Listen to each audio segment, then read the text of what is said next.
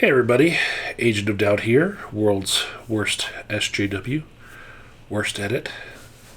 And about 3 weeks ago, from when I'm going to upload this video, I made a video about whether or not Trump was a fascist. And I used criteria from Robert Paxton's work, and he does great work on what is or is not a fascist. He's like the subject matter expert, right? And I talked about 10 different criteria that Trump just checks all the boxes on, right? So, in my video, I remember specifically saying, like, I don't want to hear whataboutism, like, we're just looking at Trump and whether or not he's a fascist. He checked all the boxes, right? And I will say that regardless of me saying that, I still got a lot of whataboutism in video response, in the comment sections, whataboutism. And I'm willing to go there, right? But not as a distraction, not as a fallacious, argumentative strategy, right? Like, when we're paying attention to whether or not Trump is a fascist, that is outside of whether or not anyone else is one, right? But I'm willing to go there as a side if we want to follow this train of thought, right?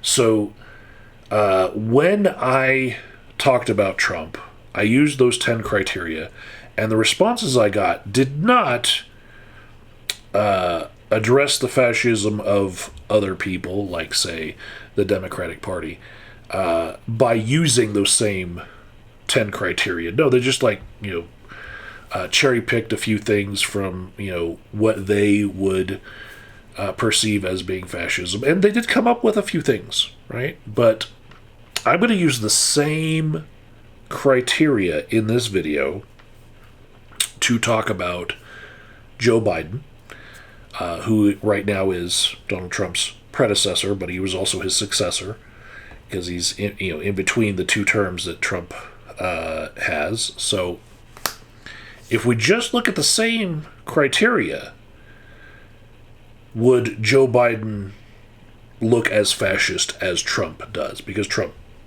checked all the criteria. He's really fascist. I would say no. I would say Joe Biden is more of a neoliberal, and I really don't like some of his corporatist stances, but in order to, pound home this point, all 10 criteria, here we go. First would be the cult of nationalism and purity, and I would say that is not strongly present with Biden, because his rhetoric is more inclusive. He says things like, "We are the United States of America," and he does it in his own voice. I can't do the Biden voice very well, but he would also say things like, "We don't lead by the example of our power, but the power of our example," and he would say these things, basically about Trump, and what sets him apart from Trump is that he doesn't check that box about fascism having to do with nationalism and purity. So, yeah, emphasizing multiculturalism instead of ethnic or cultural purity says Biden does not check that box, right? One down. Next, we look at an authoritarian leadership, like a leader cult. And I would say that Biden did not present himself as infallible or all-powerful. In fact, in the end, he dropped out of an election because he recognized, finally, his own issues with, cognitive decline and said, look, I can't win. So I got to drop out because I just had this horrible debate performance. I would say also he encouraged a lot of deliberation, compromise, traditional checks and balances. He believed in not using executive orders if he didn't have to, because he spent so much time as a senator. Like he he really didn't want to shit all over the Senate. But I would say no cult of personality or signs of authoritarian self-glorification are present there. So, yeah, there's two.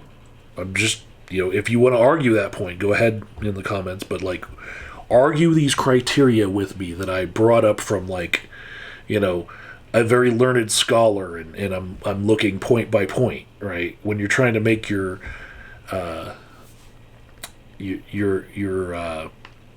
arguments against what I'm saying, maybe, let's use some structure in this in deciding who's a fascist or not. Next would be disdain for democracy and liberal institutions. I would say that Biden was generally supportive of democratic norms and that Trump sucks at that. Biden actually acknowledged the 2020 election results where he won, and Trump was like, "Oh, if I don't win, then it must be rigged." Biden condemned the January 6th insurrection, and Trump pardoned the insurrectionists. So there's that. Also, I want to say that in Joe Biden's entire career, not just in his presidency, he worked with Congress, across party lines, because he did a lot of bipartisan legislation, right? And if there's ever a case to be made about, Democrats and Republicans being two wings of the same bird, Joe Biden is that, because he worked so much with across the aisle stuff to get things passed. He was incredibly bipartisan. I will say that as a criticism, he did in his presidency start seeing that the Republicans were willing to lock up the House and Senate in order to keep him from doing some things. So he waited a little while to see if it could be done with democratic means, and then he just started signing executive orders, which now Trump came in and he's just executive order. Well, if Biden can do it, I can do it, right? But at least Biden tried to do things with a democratic process, with Congress. But I would say that there was definitely no attack on democratic institutions, like making executive orders that are basically doing the job that the other branches of government are supposed to be doing. So yeah, I don't give him a check on that at all. I would say maybe 5% of a check for the executive orders that he did end up doing. Next, we're going to talk about militarism and violence as political tools, right? And in this respect, I will just say, putting whataboutism aside and not taking into account things that might have been worse in this world. Just looking at Joe Biden's presidency, his vice presidency under Obama, and all of what he did in the past before that, I will say that the drone strikes are a problem when you're looking at militarism, right? Democrats don't get enough credit for the militarism that they do. And by credit, I mean infamy. Yeah, and also he was buddy-buddy with defense contractors. Military aid to Ukraine was huge, and a lot of that went to defense contractors. And military aid to Israel really raises some, ethical concerns with all the civilian casualties in Gaza, as well as Ukraine and all that. But it's not in and of itself something that you could just take that one criteria and say that, oh, he's completely fascist. But, it checks the box. You need a whole bunch of these criteria to say, whether or not somebody is or is not. You don't need just one. But, that one, that applies to about every U.S. president in my lifetime. They're all checking that box in the criteria of fascism. So militarism, I'll give him the point for that. Aside from what the other presidents did, like himself, Biden, yeah, militaristic. The next one would be scapegoating and dehumanization, which I did note with Trump. That was something that he excels at. Biden generally avoided dehumanizing rhetoric. He was publicly denouncing racism, xenophobia, and hate speech. The only thing I'll say is Biden did call Trump supporters semi-fascist, in the same way that Hillary Clinton said that all of Trump's supporters were in the basket of deplorables, right? This is not the same as scapegoating minorities or marginalized groups that, in the style of Trump, but it is a problem. He needed to work on that. Because it was still divisive. And I would say I don't give him a check for this one. It's the scapegoating and dehumanization is largely absent from him, but he did seem to get a little bit frustrated with Trump supporters, for sure.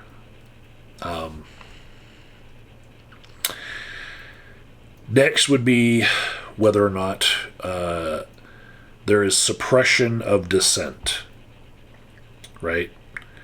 And just talking about Biden, I would say that I do not know of Biden ever using directives to silence journalists or political enemies, or having his billionaire friends buy up all of the platforms for social media and news organizations in order to try to shut down narratives that don't go along with his. Like, a lot of newspapers in Biden's time as president were already of their own bias, as well as the right-leaning bias. But I would say that I cannot recall any attempts to silence a journalist with Biden or political enemies. Whistleblower protections remained largely intact with Biden in office.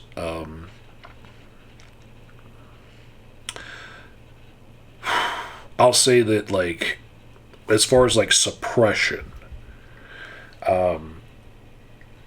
there was the protest about the Line 3 pipeline, where climate activists were protesting that, and that did get cracked down on under Biden's watch.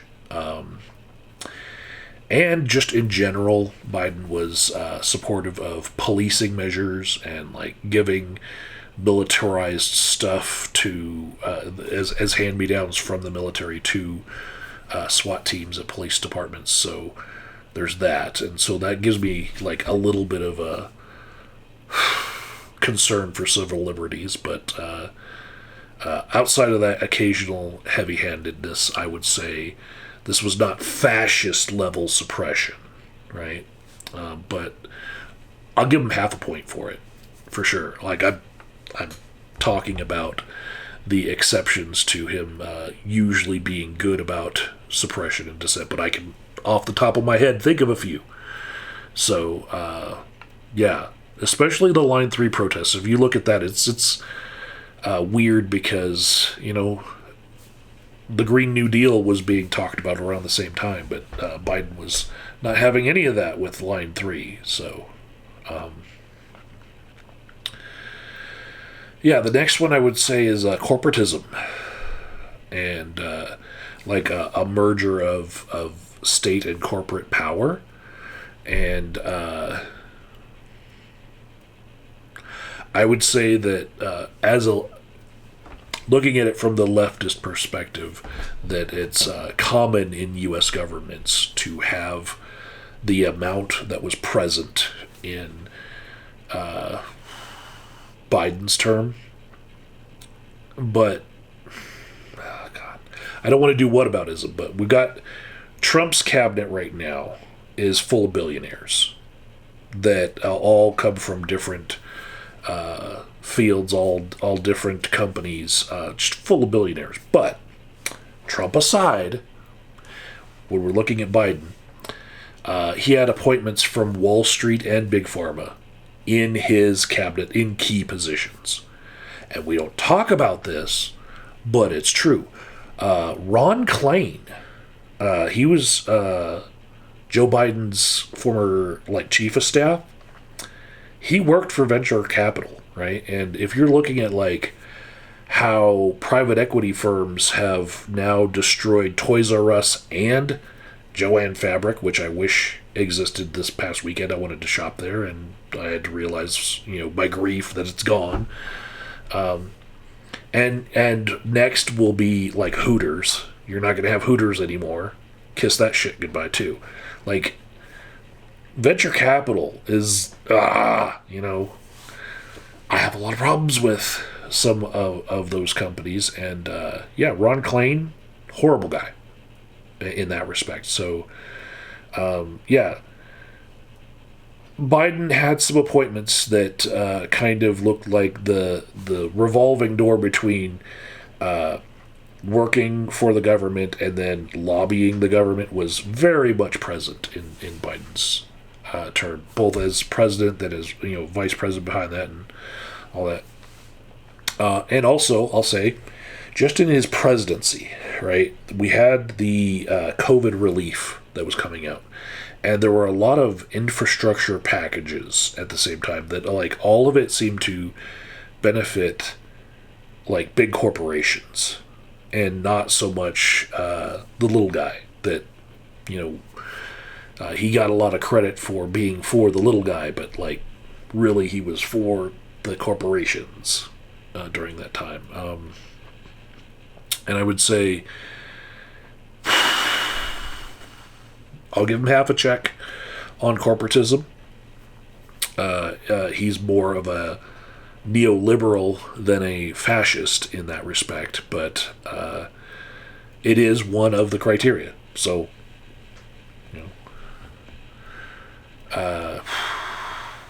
next would be an obsession with decline and restoration, right? So rather than make America great again and trying to have all of your policies point to more of a Beaver Cleaver-esque America with the white picket fence and 2.5 kids and the heterosexual couple, man in charge being the only breadwinner, all that stuff that I talked in my last video about. Rather than make America great again and pointing to when America was white, Biden was we're going to build back better, right? And the difference in this is that he's not trying to restore a lost golden age, right? the framing is more optimistic and future-oriented than apocalyptic. He's not trying to scare you into wanting to build back better. He's like, we've already gotten past this horrible thing, so let's, build back better. And I think he was really referring to COVID and the pandemic with that campaign slogan. Really, like just the aftermath of that. So building back better was just, we were good like just about a year ago, and now things have gone to shit. So we hit the speed bump, and now we're wanting to build back better than we were before, right? This does not reflect a fascist style decline and then restoration narrative. Okay? I don't give him a check for that one at all. Next would be sexism and traditionalism that you find in fascism. Let's see. I would say that he advocated for abortion access, even though under his watch, Roe v. Wade was overturned by Trump's appointed justices. So he advocated for it, but by the time Roe v. Wade got overturned, in order to codify it into law to bring it back, he had already lost part of Congress, so that it would be impossible to do on a vote. So I give him credit here as far as not being sexist or traditionalist, in that his rhetoric said that he was for abortion access, even though he didn't really defend it that well. He was a proponent of LGBTQ plus rights and gender equality. And this is not true of those who do check this box. He appointed the first female Secretary of the Treasury, and he appointed a few openly transgender federal officials. Pete Buttigieg was, openly gay and married, and might one day be our first openly gay president. So, there's that. I would say, that's the opposite of sexism and traditionalism when we're talking about Joe Biden. He really does not check this box. He doesn't fit the traditionalist patriarchal mold of fascism. And I'm going to say, lastly, propaganda and mass mobilization. I would say Joe Biden doesn't fit this because he had standard political messaging, for one, and he was actually criticized a lot for not being out on the road like Trump was, with cult-like rallies all over. Now, there are other Democrats who are doing these rallies, which these mass mobilizations do look fascist in the sense that they check this box, right? We're just talking about propaganda and mass mobilization for this one criteria, I would say. But Biden used a regular communication channel instead of the things that Trump does. Biden used press briefings and regular social media and newspapers. He didn't have any disinformation campaigns, by my own lens here, and he didn't use conspiracy theory cults in order to mobilize loyal followers into believing alternative realities. you know? So, yeah. Normal political communication is what I would say, not fascist propaganda. So there you go. That was me putting the same criteria that I just put on Trump on Biden. And he actually did fit a few of them. I would say 5 of the 10 we have concern at least about, and 3 of the 10 I would give him a check for, like over 50% there. So like just round up, right? So there are some fascist tendencies in even Joe Biden, and I'm willing to admit it. Just did. We just had this discussion here. That being said, people who are watching this video, who were the whataboutists, right? I just want to say that from my really leftist perspective, you guys suck at criticizing Joe Biden. Like, at least for the reasons that I would criticize him for. You guys, like, completely ignore all the things that, people that might have voted for him but are far more left than him just didn't like about him, right? That's a big difference from Trump supporters and Biden supporters, is that Biden supporters would vote for him and then, like, talk about, why they didn't like him, talk shit about him all the time. Trump and his cult of personality, it's like very taboo to say anything negative about the grand leader, right? So what I'm going to do here is I'm going to give you guys my actual, like, best criticisms of Joe Biden, right? Kind of the way that Steve Martin in the movie Roxanne, where he had the giant nose, he goes into a bar and somebody's like, "Hey, big nose," and then he's like, "You know what? Throw a dart on the dartboard, and I'll make I'll make however many jokes that your dart lands on, and it hits 20." Is it like, boof? And he goes ahead and makes 20 jokes about himself that are funnier than the guy who said, "Hey, big nose," right?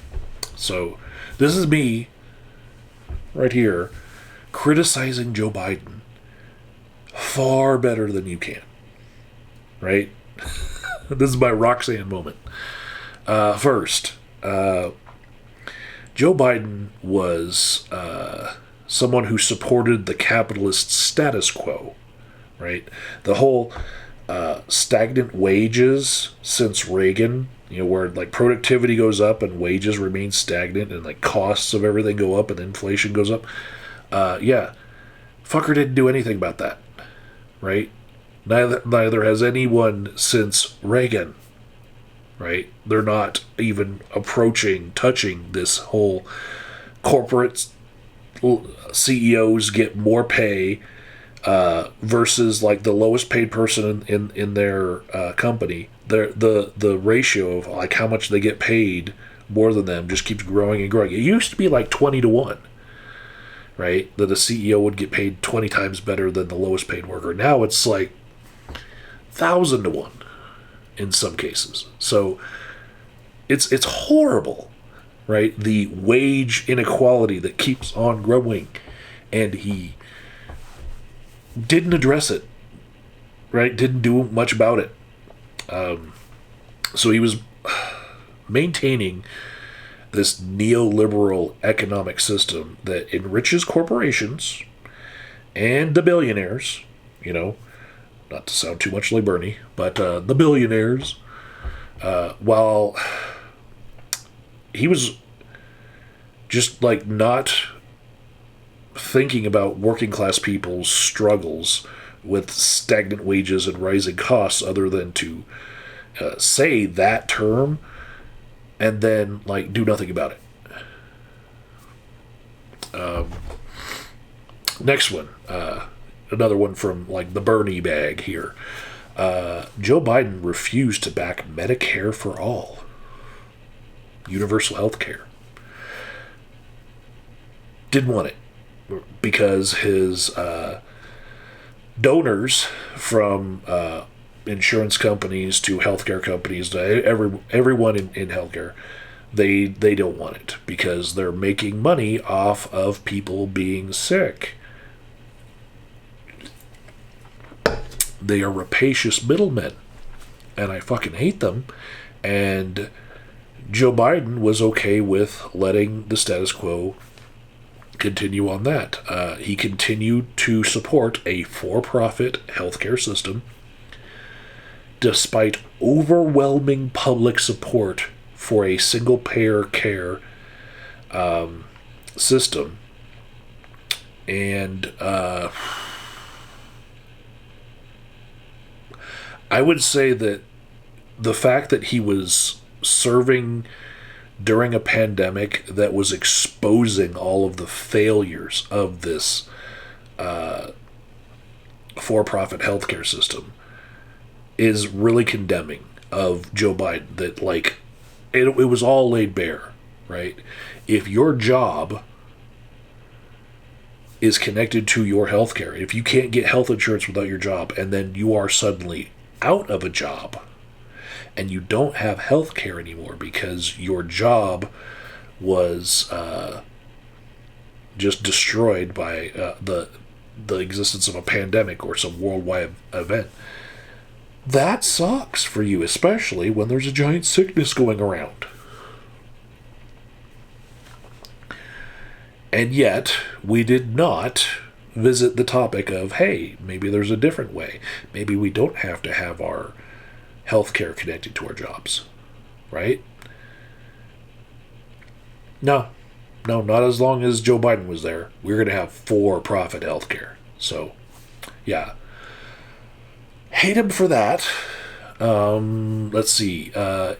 Joe Biden expanded military spending. And as much as some of you love Ron Paul and his non-expansionist efforts and think that Trump is here to stop all wars, because that's you buy into Trump's rhetoric too, Joe Biden signed one of the largest defense budgets in U.S. history. It was like $886 billion. Fact check me on the actual number, but he was reinforcing the military-industrial complex while underfunding things like housing, which was going crazy at the time, and healthcare and education. You know, like we instead of any of those things at home, we got to spend billions of money on our military to go do things in other countries.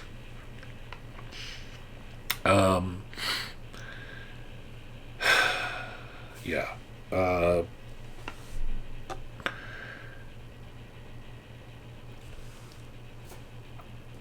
Complicity in genocide.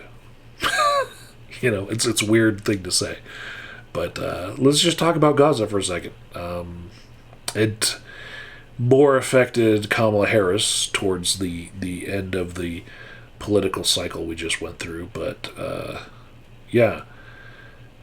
Joe Biden and a lot of other politicians on both sides of that, two-winged bird, they're all in the pocket of AIPAC, the largest contributor to a lot of their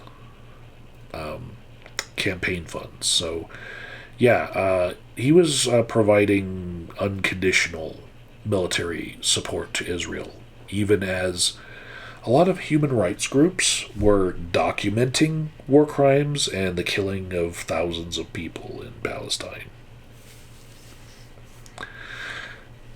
It's still a problem, by the way. Like, even with Trump, like, saying, oh, we've got this historic peace thing, and then, like, the next day, and then, like, he's like, why did you guys just ruin my announcement of this deal with you blowing up more? And even Trump can't do anything about this. It's just going to happen. War is going to war, But, we don't have to be giving a lot of money to the effort. We don't have to be allowing our politicians to sign the munitions for the signature that get sent over there. Like, that's just horrible. But whatever.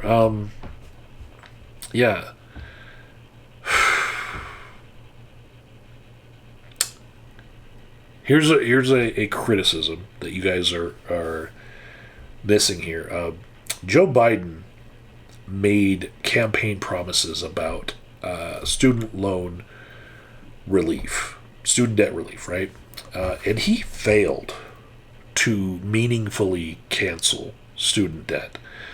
Part of this was because his political rivals challenged it all the way up to the Supreme Court, and then his plan was gutted by the Supreme Court, and it was replaced with this very limited solution that was means tested, meaning if you were absolutely poor and fit this criteria, then you could have this kind of help. But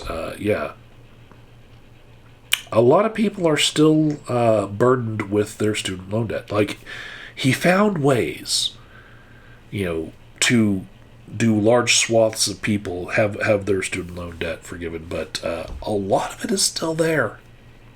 A lot. Way more than should have been if he had come through on his campaign promises.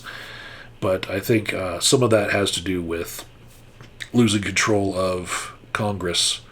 He should have done it in 2021 when he had more support behind him, but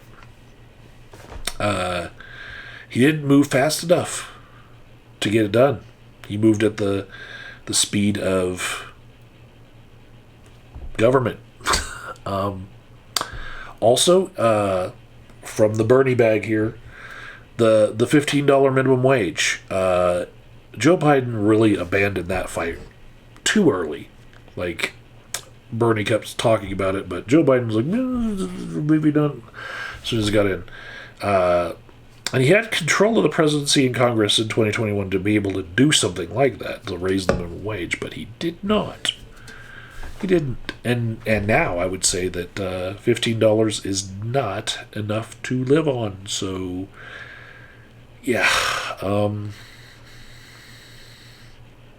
missed the boat there.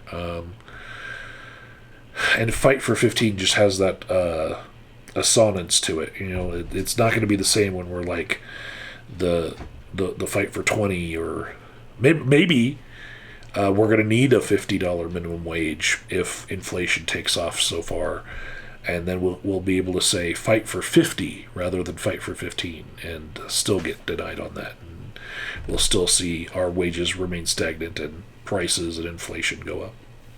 Yeah, maybe. Hope not. I hope somebody steps in and does something about this. But back to shitting on Joe Biden. Joe Biden backed police and carceral expansion. More prisons, increased police budgets. And this does not align with prison reform efforts, decarceration, all the movements that want to be, more humanistic about punishment in America. He did a lot of federal funding of police departments. So, of course, people on the right love that about him, or love that they didn't have to think about that with him, because they don't want to give him credit for it, but they'll, not criticize him about that. But, Did you know also that Joe Biden was weak on climate action?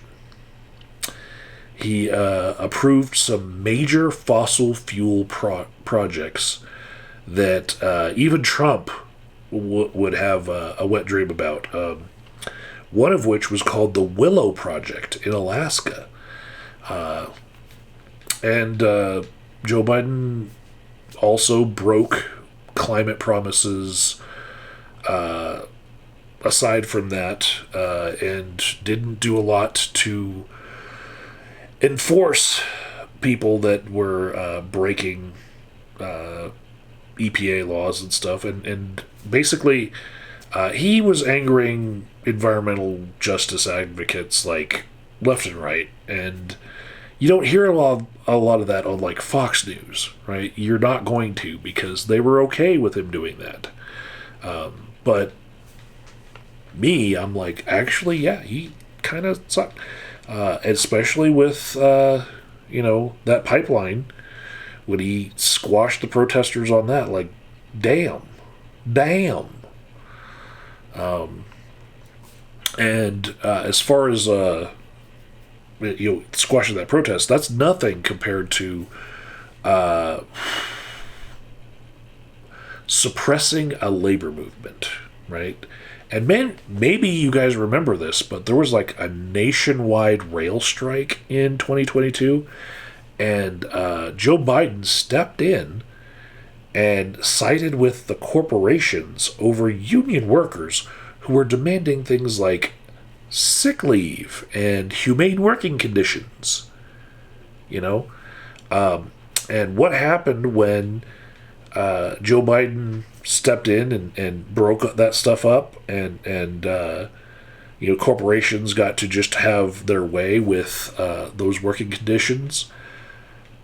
We had overworked safety inspectors, and then we had overturned rail cars in small town America, and leaking chemicals and all this bullshit that could have been prevented if the union workers were listened to about these horrible working conditions, about how they were cutting down on how many inspectors they had. Those inspectors had to work longer hours and blah blah blah blah blah, right? Like,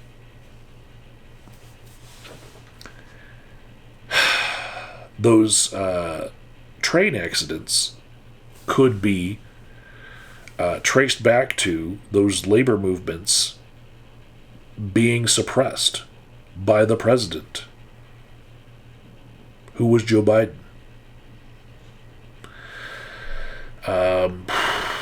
Housing. There were no large-scale housing, public housing projects in Joe Biden's plans, and we're still feeling that, right? We should have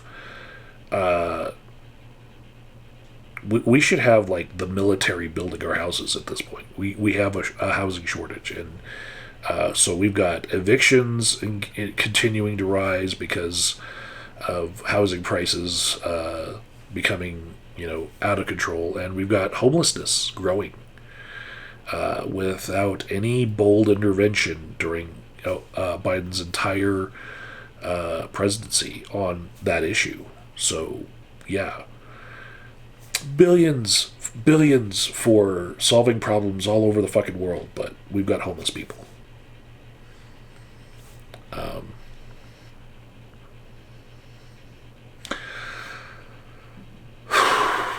So yeah, here's a weird take that I've just come to realize about, because I was saying on this channel that the U.S. wanting to make Canada the 51st state and take over Greenland now that Trump's president, and Israel taking over Palestine and having flags on their patches on their shoulders that say that they want to take over parts of Lebanon and Egypt as well, and Russia taking over more land.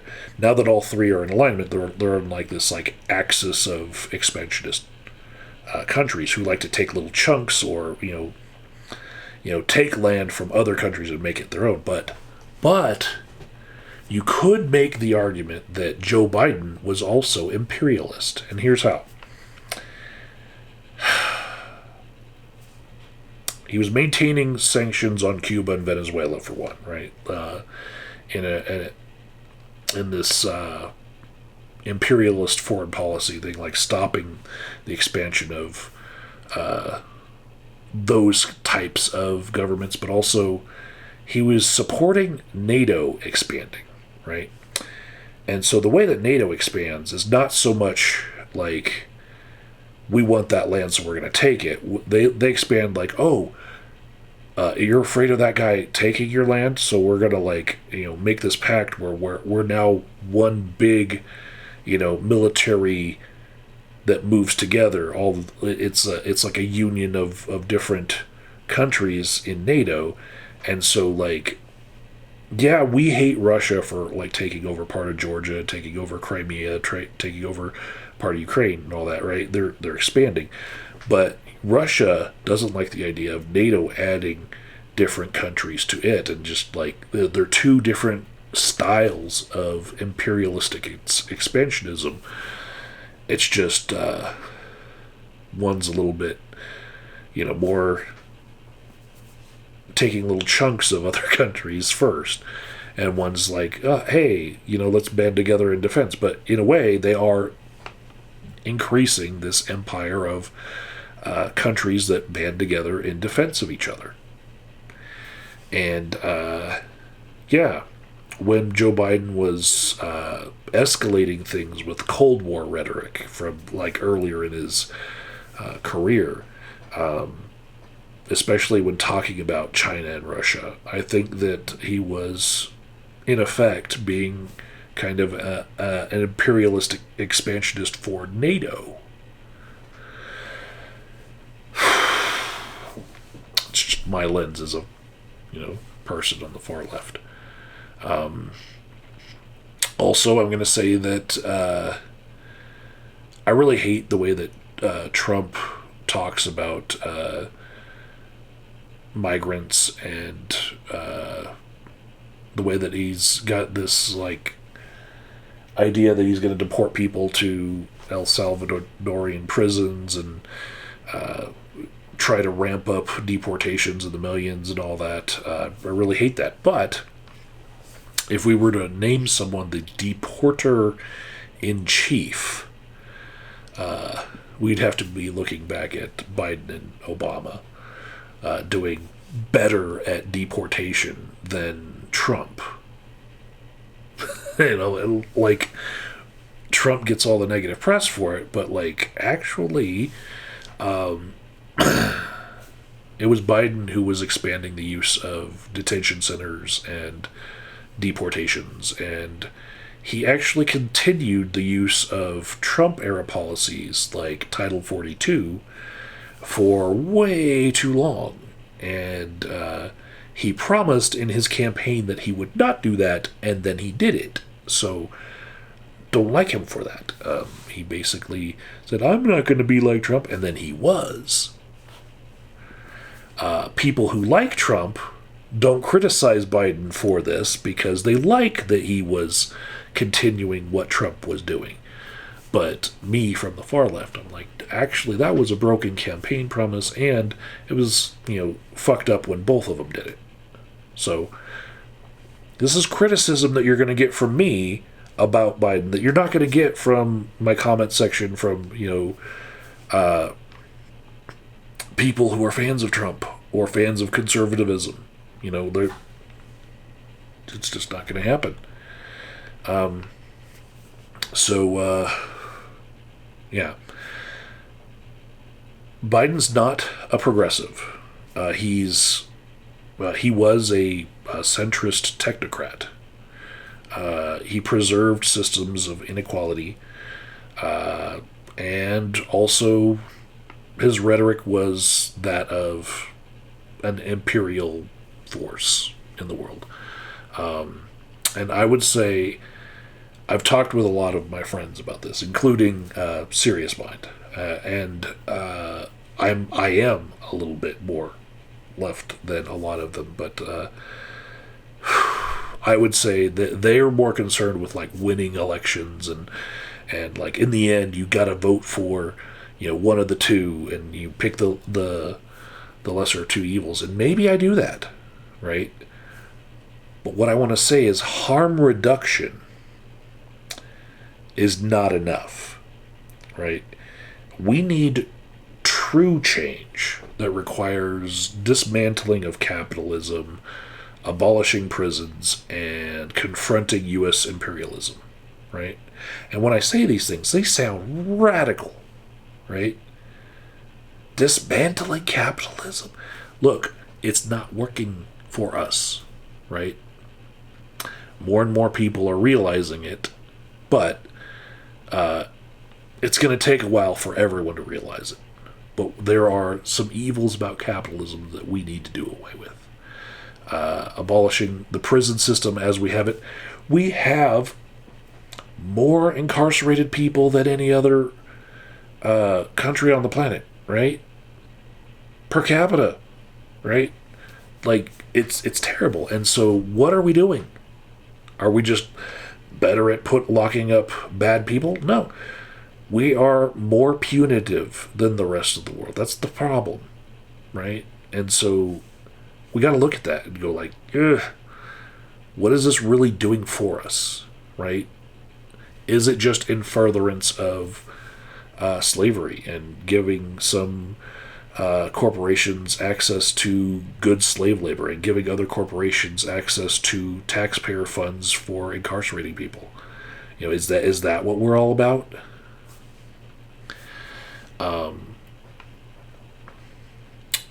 Yeah, and just confronting U.S. imperialism. Like, is it really worth it to have our fingers in the mix of every other conflict of the entire world? Like, no, I would say not. But yeah, if you think that it's like radical that I am saying dismantle capitalism or abolish prisons or confront U.S. imperialism, if you think that those terms are radical, I want to point you to a comedy routine by John Mulvaney, right? You can find it easily. He described Trump as, there's a horse loose in the hospital. Or as I would say, Trump is a bull in a china shop, right? And the radical things that are happening in Trump's first 100 days of his second term are that he is proving that there are no checks and balances anymore, and he can do whatever he wants, and we might as well just give him a crown because nobody is stopping him. And that doesn't look like America to me. That looks pretty fucking radical, right? How did we get here? I'm just saying that we need to really investigate how we got here, take it apart, take out what's bad, you know, and what we reinstitute afterward might have some semblance of what capitalism had for us during a certain time, but it won't be creating systems of inequity and creating the pay inequality that we have right now that is just so bad for our country, right? That's what I'm saying. Like, yes, I will agree that when I say these things, they're going to require some drastic changes. But we're already in eras where, like, there have been drastic changes. The drasticness doesn't scare me anymore. All I want is for the systems in the country to work for the people that live in the country. That's all.